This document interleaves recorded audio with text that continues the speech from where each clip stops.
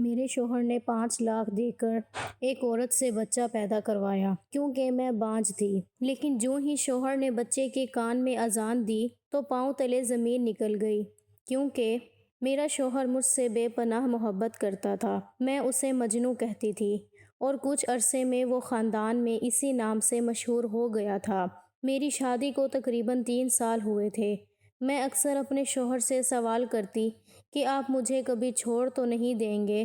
میرا شوہر کہتا، تم کیسی باتیں کرتی ہو، میں نے تم سے محبت کی شادی کی ہے، تمہارے بڑوں کی اتنی منتیں ترلے کیے ہیں کہ اب تمہیں چھوڑ کر صرف اور صرف میں گھاٹے میں ہی جاؤں گا۔ شوہر کی باتیں سن کر میں بہت خوش ہوتی، پر ایک سوال میرے ذہن میں آتا کہ اگر میری اولاد نہ ہوئی تو میرا شوہر کیا کرے گا؟ میں نے اپنے شوہر سے یہ سوال بھی کر لیا۔ اگر میری اولاد نہ ہوئی تو میری بات پر وہ خاموش ہو گئے۔ یہ پہلی بار تھی کہ انہوں نے مجھے کسی بات کا جواب نہیں دیا تھا۔ تو کیا آپ دوسری شادی کریں گے؟ میں نے اپنے شوہر سے پوچھا۔ ان کی خاموشی پر میری آنکھوں میں آنسو آ گئے تھے۔ عدیل، اس کا مطلب ہے کہ اگر ہمارے بچے نہ ہوئے تو آپ شادی کر لیں گے؟ میری آنکھوں میں آنسو دیکھ کر عدیل ہنس پڑے۔ تم خواہ فرضی صورتحال بناتی ہو، کبھی کہتی ہو کہ میں مر جاؤں گی، کبھی کہتی ہو کہ میں مر جاؤں تو کیا ہوگا، تو کبھی کوئی اور بات کر دیتی ہو۔ آخر میں تمہیں کس طرح اپنی محبت کا یقین دلاؤں؟ میرے شوہر نے مجھے یہ بات کہی تو میں بھی ہنس پڑی۔ اچھا ٹھیک ہے، پر آپ وعدہ کریں کہ آپ کبھی دوسری شادی نہیں کریں گے۔ میرے شوہر نے کہا، ٹھیک ہے، میں دوسری شادی نہیں کروں گا۔ انہوں نے وقتاً تو مجھے چپ کروا دیا، پر میرے ذہن میں یہ وہم تھا کہ کیونکہ میری شادی کو 3 سال ہو گئے تھے، ابھی تک تو میں نے اپنے شوہر کو اولاد کی خوشخبری نہیں سنائی تھی۔ 1-2 مہینے گزرے تو میرا وہم زیادہ بڑھ گیا تھا۔ میں نے سوچا، کیوں نہ ڈاکٹر سے ہی چیک کروا لوں کہ مجھ میں ماں بننے کی صلاحیت ہے بھی یا نہیں۔ میرا شوہر خود مجھے ڈاکٹر کے پاس لے گیا۔ ڈاکٹر بولی، اس وقت تک آپ کو ماں بن جانا چاہیے تھا، لیکن میں آپ کے کچھ ضروری ٹیسٹ کرتی ہوں، اس سے صاف پتہ چل جائے گا کہ آپ ماں بن سکتی ہیں یا نہیں۔ خیر، انہوں نے میرے ٹیسٹ کیے۔ میرے شوہر کے سب ٹیسٹ کلیئر آئے تھے، جبکہ مجھے واقعی میں اولاد کبھی بھی نہیں ہو سکتی تھی۔ میں ماں بن ہی نہیں سکتی تھی۔ اگر میں ماں بننے کی کوشش کرتی تو میرے جسم میں پیچیدہ تبدیلی آنا شروع ہو جاتی۔ یہ سن کر میں بہت پریشان ہو گئی۔ میرے شوہر کا منہ بھی لٹک گیا۔ آج پہلی بار تھا میرے شوہر نے اس طرح پریشانی کا اظہار کیا تھا، ورنہ وہ کبھی بھی ایسے خاموش اور پریشان نہیں ہوتے تھے۔ میرا تو رو رو کر برا حال تھا۔ گھر آ کر میں نے خود کو ہلکان کر لیا۔ میرا شوہر بولا، تم پریشان کیوں ہوتی ہو؟ صبح ایک اور ڈاکٹر کے پاس چلیں گے، اس سے پوچھیں گے۔ یہ ڈاکٹر تو مجھے ان پڑھ سی لگی ہے۔ میرے شوہر میرے دل کی تسلی کے لیے یہ سب کہہ رہا تھا، لیکن صبح جا کر جب میں نے دوسرے ڈاکٹر کو دکھایا تو اس نے بھی یہی بات بولی کہ اگر آپ نے کوئی دوائی کھائی یا بار بار ٹیسٹ کروائے تو آپ کے اندر کینسر کا بھی اندیشہ ہو سکتا ہے۔ اس بات پر میرے شوہر نے کانوں کو ہاتھ لگایا۔ بولا، میں آئندہ تمہیں بار بار ٹیسٹ کے لیے نہیں جانے دوں گا، اس سے بیماری اور بڑھ جاتی ہے، اور خام خواہ کے ٹیسٹ کروانے سے واقعی ہی میں کینسر کا اندیشہ بڑھ جاتا ہے۔ میرے شوہر کی بات صحیح تھی، مجھے 2-3 ڈاکٹر نے بھی ایسا ہی کہا تھا، تو میں نے ٹیسٹ کروانا چھوڑ دیے تھے۔ مگر میری سہیلیاں اور آس پاس کے لوگ کہنے لگے کہ اب تمہارا شوہر تو تم سے محبت نہیں کرے گا، وہ تم سے دور ہو جائے گا، تم جلد از جلد کسی بچے کو گود لے لو یا اپنا علاج کرواؤ۔ میں اپنا علاج کیسے کرواتی؟ بس یہی سوچ کر رو رہی تھی۔ شام کا وقت تھا اور میرا شوہر گھر پر نہیں تھا۔ جب گھر کے دروازے پر دستک ہوئی، دروازہ کھولا تو سامنے عشرت کھڑی تھی۔ عشرت میرے پرانے محلے کی پڑوسن تھی۔ مجھ سے کہنے لگی، تمہاری والدہ نے مجھے بھیجا ہے تمہیں لینے کے لیے، ان کی طبیعت ٹھیک نہیں ہے، میرے ساتھ چلو۔ میں نے اپنا سامان سمیٹا، گھر کا دروازہ بند کر کے اماں کی طرف آ گئی۔ میں تو یہی چاہتی تھی، کیونکہ میں خود بہت پریشان تھی، شوہر کے گھر سے دور جانا چاہتی تھی۔ یہ گھر مجھے اب عارضی لگنے لگا تھا۔ میں جان گئی تھی کہ جب میرا شوہر مجھ سے اولاد کی خوشی نہیں پا سکے گا وہ ضرور مجھے طلاق دے کر دوسری شادی کر لے گا، تو اس سے اچھا ہے کہ میں خود اپنا گھر چھوڑ کر عزت سے گھر چلی جاؤں تاکہ شوہر مجھے ہمیشہ اچھے الفاظ میں یاد کریں۔ آدھے گھنٹے بعد میں اپنی ماں کے گھر پہنچ گئی۔ یہ تقریباً شام کے 5:30 بج رہے تھے۔ سردیوں کی راتیں تھیں۔ میں نے امی سے کہا کہ آج رات میں یہیں رہوں گی، پر یہ دیکھ کر مجھے حیرت ہوئی کہ اماں کی طبیعت بالکل ٹھیک تھی، وہ اپنے کاموں میں مصروف تھی۔ اماں کہنے لگیں، بیٹا میں نے تمہیں ایک ضروری بات کرنے کے لیے بلایا ہے۔ میں خود بھی تمہارے گھر آ سکتی تھی، پر اس لیے نہیں آئی کہ یہ باتیں یہیں کرنے والی ہیں، اور آج تم فیصلہ کر کے جانا کہ آگے تم زندگی میں کیا کرو گی۔ میں نے دل پر ہاتھ رکھ لیا کہ کیا بات ہے اماں۔ میں وہیں بیٹھ گئی۔ اماں مجھ سے پوچھنے لگی کہ بیٹی تمہاری اولاد تو نہیں ہو سکتی، مرد اولاد کے بغیر نہیں رہ سکتے۔ تم مجھے بتاؤ کہ تم نے آگے کا کیا سوچا تھا؟ وقت ضائع کرنے کا کوئی فائدہ نہیں، اماں نے افسوس سے کہا۔ اب دیکھو میں تمہیں ایک حل بتاتی ہوں، اس سے تمہاری زندگی خراب نہ ہو اور تمہارا شوہر بھی تمہارے ہاتھ میں رہے۔ ہاں، پر تمہیں اپنے شوہر کو بتانا ضرور پڑے گا۔ اماں کی بات نے میرے تو خوابوں کو چکنا چور کر دیا تھا۔ بیٹی تم کوئی غریب سی لڑکی دیکھ کر جس میں کوئی ایسا نقص موجود ہو جو تمہارے شوہر کو اس کی طرف مائل کرنے سے روکے، تم اس سے اپنے شوہر کی شادی کروا دو۔ امی آپ یہ کیا باتیں کر رہی ہیں؟ میں نے پریشانی سے روتے ہوئے کہا۔ بیٹی اس لڑکی کو اپنی سوتن بنا کر گھر لے آؤ، اس سے تمہیں فائدہ ہوگا۔ بیٹی میں تمہیں غلط مشورہ نہیں دے رہی، کالی کلوٹی لڑکی ہوگی تو تمہارا شوہر اس کی طرف مائل بھی نہیں ہوگا، بچے پیدا کرنے سے اس کی صحت گزر جائے گی، تم ہمیشہ تر و تازہ گلابوں کی طرح رہو گی۔ اور ہاں کوشش کرنا کسی بیوہ دکھوں کی ماری ہوئی عورت کو لاؤ جو بچہ پیدا کرنے کے قابل ہو، خوبصورت ہرگز نہ ہو۔ امی کی یہ بات بھی اپنی جگہ ٹھیک تھی، پر کالی کلوٹی جیسی ہی کیوں ہو؟ میں اپنے شوہر کو اس کے ساتھ نہیں بانٹ سکتی۔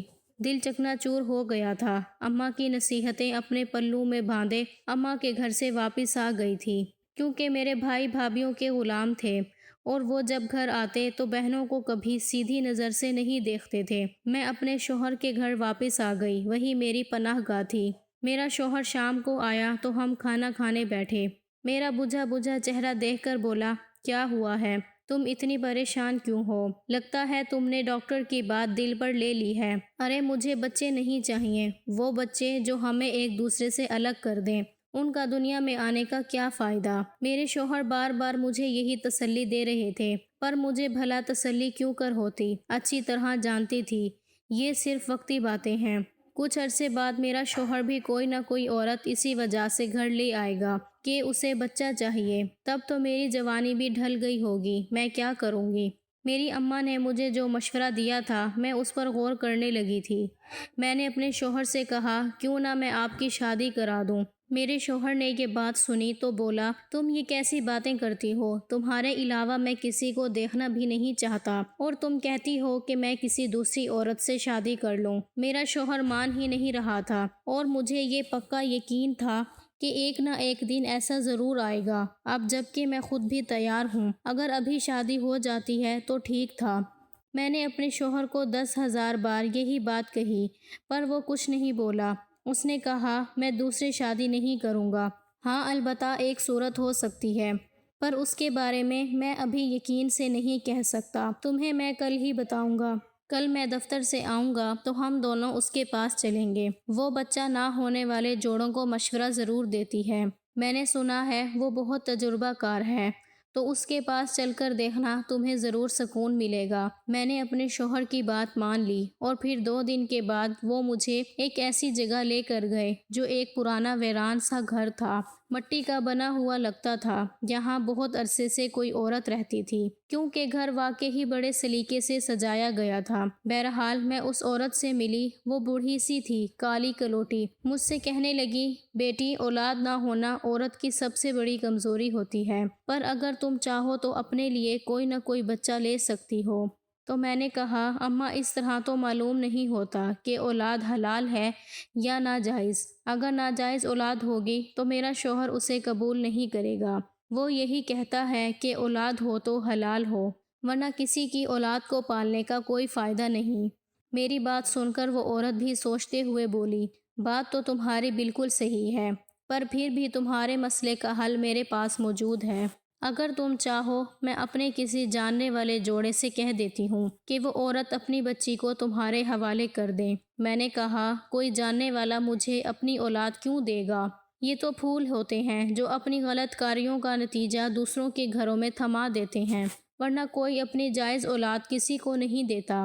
اماں بولی، بیٹی ایسی بات نہیں ہے۔ کئی مرد ایسے ہیں جو بس بچہ پیدا کرنے کے لیے ہی ہیں، ان کے پاس اپنے بچوں کو کھلانے کے لیے کچھ نہیں۔ تم ایسے کسی بچے کو گود لے لو جس کے پاس اپنے باپ کا سایہ نہ ہو۔ میں نے کہا، ایسا کوئی مجھے نہیں معلوم۔ وہ بولی کہ میں تمہیں بتا دوں گی، تم اپنے شوہر کو بھیجنا، میں اس کی کسی آدمی سے ملاقات کروا دوں گی، وہ ضرور یہ مسئلہ حل کر دے گا۔ میں کچھ امید لے کر گھر آئی۔ میرا شوہر بولا، میں اس عورت کو کافی عرصے سے جانتا ہوں، میں ایسا کروں گا کہ کسی غریب آدمی کو کہہ دوں گا کہ وہ اپنی اگلی اولاد ہمیں دے دیں۔ 9 مہینے تک ہم انتظار کریں گے، بس اس کے بعد ہم بچہ لے کر اپنے گھر اور وہ اپنے گھر، پھر تو وہ گھر نہیں آئے گا اور اولاد بھی حلال ہوگی، اور پھر تم بھی تو جانتی ہو میں کسی شریف جوڑے سے ہی بچہ لاؤں گا۔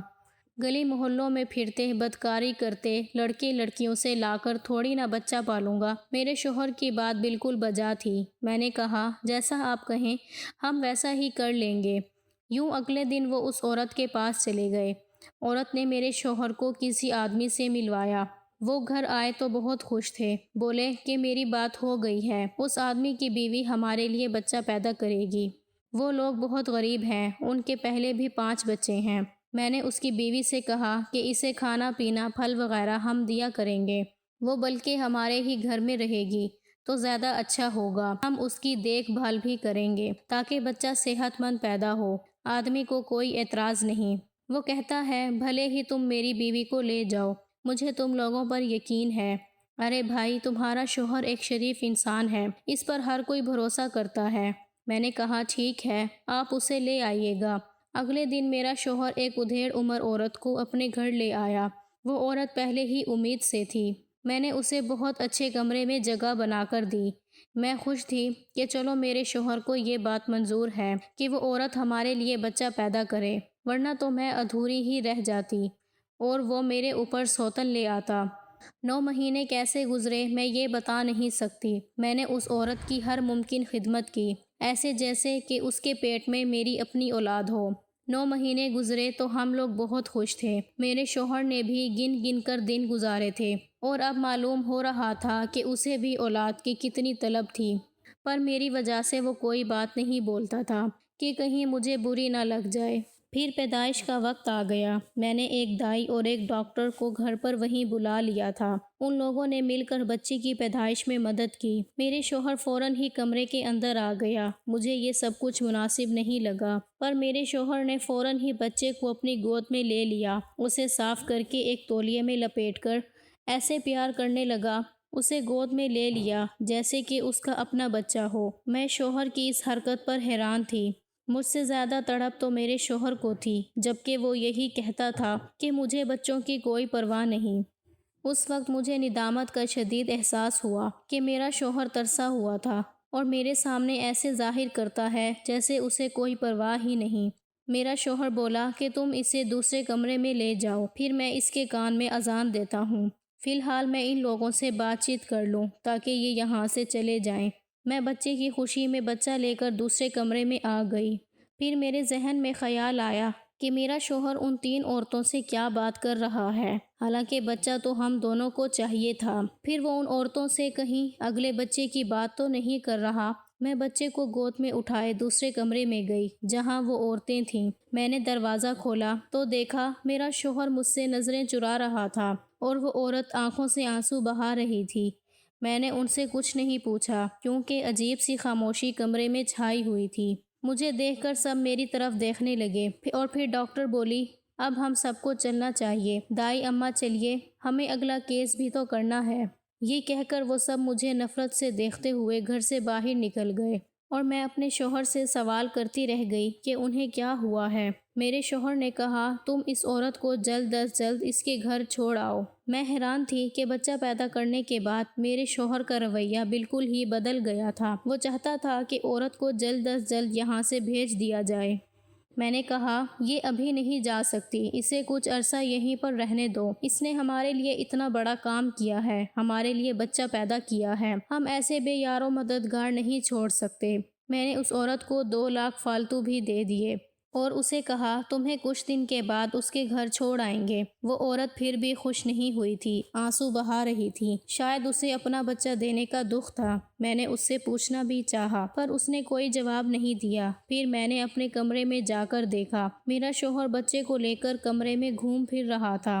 بولا کہ میں نے ابھی تک اس کے کان میں اذان نہیں دی۔ میں نے بولا تو کس بات کا انتظار کر رہے ہو، جلدی سے اس کے کان میں اذان دو ورنہ اچھا نہیں ہوتا۔ پھر شوہر کہنے لگا میری ایک خواہش ہے کہ بچے کو نیم گرم پانی سے نہلا کر پھر اس کے کان میں اذان دوں۔ میں نے کہا تم اس ننھی سی جان کو کیا وضو کرواؤ گے، ایسے ہی اذان دے دو۔ پھر میرے شوہر نے خود ہی نیم گرم پانی کے ٹب میں بچے کو نہلانے لگا۔ اس کا سر میں نے پکڑا ہوا تھا کہ میری نظر بچے کے پاؤں پر پڑی اور میں چونک گئی، یہ کیا ہے؟ میں نے بچے کا پاؤں غور سے دیکھتے ہوئے کہا۔ میرے شوہر کی نظر بھی اس بچے کے پاؤں پر پڑی، وہاں پر ایک چاند کا نشان بنا ہوا تھا۔ یہ چاند کا نشان دیکھ کر میں شک میں پڑ گئی، میرے تو جیسے سر پر آسمان آ گرا۔ میں نے اپنے شوہر کی طرف دیکھ کر کہا ایسا نشان تو آپ کے بائیں پاؤں پر بھی ہے اور اس کے بھی بائیں پاؤں پر ہے، آخر اس کی کیا وجہ ہے؟ میرا شوہر میری بات سن کر سر پکڑ کر بولا اب میں کیا کروں؟ اگر میرے اور اس کے پاؤں پر ایک ہی نشان ہے تو اس میں میرا کیا قصور ہے؟ میرا شوہر الجھنے لگا۔ میں نے کہا اب غصہ کرنے کی ضرورت نہیں ہے، ابھی تو ہمارے بچے نے آنکھیں بھی نہیں کھولی، ہمیں لڑنا نہیں چاہیے۔ پھر بچے کے کان میں اذان دے دی گئی۔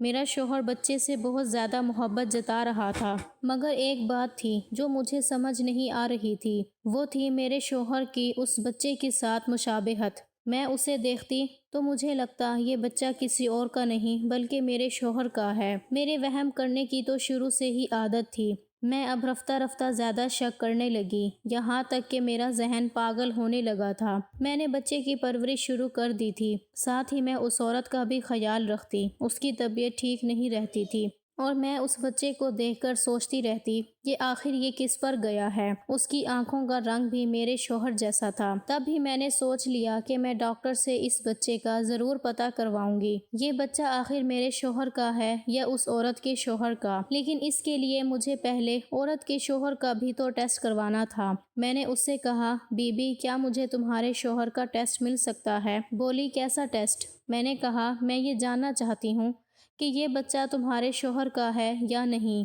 میری بات سن کر وہ رونے لگی، بولی تم جیسے خوش قسمت عورتیں نہ جانے کیوں اتنا شک کرتی ہیں، اگر تمہاری جگہ میں ہوتی تو ایسے شوہر کو سجدہ کرتی۔ میں نے اس کی بات کاٹ کر کہا تم اپنی فلسفی مت جھاڑو، اپنے شوہر کا بتاؤ کہ میں اس کا ٹیسٹ کیسے لے سکتی ہوں۔ میری بات سن کر وہ رونے لگی، بولی بی بی میں تو بہت پہلے بیوہ ہو چکی تھی۔ یہ سن کر میں چونک گئی تھی۔ میں نے کہا اگر تم بیوہ ہو گئی تھی تو پھر یہ بچہ کیسے پیدا کیا؟ وہ رونے لگی، میرے آگے ہاتھ جوڑ کر بولی اس میں میرا کوئی قصور نہیں ہے، تمہارے شوہر نے مجھ سے نکاح کیا تھا اور اب میں اس کے بچے کی ماں بن گئی ہوں۔ میرے سر پر تو آسمان آ گرا۔ وہ عورت اتنی بری بھی نہیں تھی، شکل کی بھی اچھی تھی اور اس کی آواز بھی خوبصورت تھی۔ اس کی بات سن کر میں رونے لگی تھی۔ وہ بولی تم کیوں رو رہی ہو؟ تمہارے شوہر سے نکاح کر کے میں کون سا تمہاری سوتن بن گئی؟ رونا تو مجھے چاہیے، تمہارے شوہر نے مجھے استعمال کیا اور اب مجھے کھڑے کھڑے طلاق دے دی۔ جیسے ہی اس نے بچہ اپنے ہاتھ میں لیا وہ مجھے طلاق دے کر چلا گیا۔ وہ تم سے بے حد محبت کرتا ہے، یہ بات تمہاری ماں نے اس کو کہی تھی کہ تم وقتی کسی عورت سے نکاح کر کے اپنا بچہ پیدا کر لو تاکہ تم زندگی بھر اس کے ساتھ رہ سکو اور تمہیں مزید اولاد کے لیے ترسنا نہ پڑے، اس لیے تمہارے شوہر نے مجھ سے نکاح کیا۔ پھر کیا فائدہ ہوا؟ میرے ہاتھ میں کیا آیا؟ صرف 5 لاکھ روپے۔ میں ان 5 لاکھ روپیوں کا کیا کروں گی؟ کیا مجھے ان سے گھر مل جائے گا، عزت مل جائے گی، بچہ مل جائے گا؟ وہ عورت رونے لگی، مجھے اس پر افسوس ہونے لگا۔ پھر وہ میرے گھر سے چلی گئی یہ کہتے ہوئے کہ تمہیں اپنے شوہر کی قدر کرنی چاہیے۔ مجھے پہلے جو غصہ اپنے شوہر پر تھا کہ اس نے ایک عورت سے نکاح کیوں کیا، وہ بھی مجھے بتائے بغیر اب وہ بوجھ ہلکا ہو چکا تھا، کیونکہ جو شخص میرے لیے اتنی حد تک جا سکتا ہے وہ مجھ سے واقعی محبت کرتا تھا اور پھر پھر مجھے کیا ضرورت تھی میں شک کر کے اپنا گھر برباد کروں؟ جو سوال میں نے اپنے شوہر سے پوچھنے تھے جواب ملنے سے پہلے ہی میرے ذہن میں دم توڑ گئے تھے، کیونکہ میں اپنا گھر برباد نہیں کرنا چاہتی تھی۔ اور خدا کا لاکھ لاکھ شکر، مجھے وقت پر اپنی غلطی کا احساس ہو چکا تھا۔ خدا اس عورت پر رحم کرے، اسے خوش رکھے جس نے میری زندگی کو برباد ہونے سے بچا لیا۔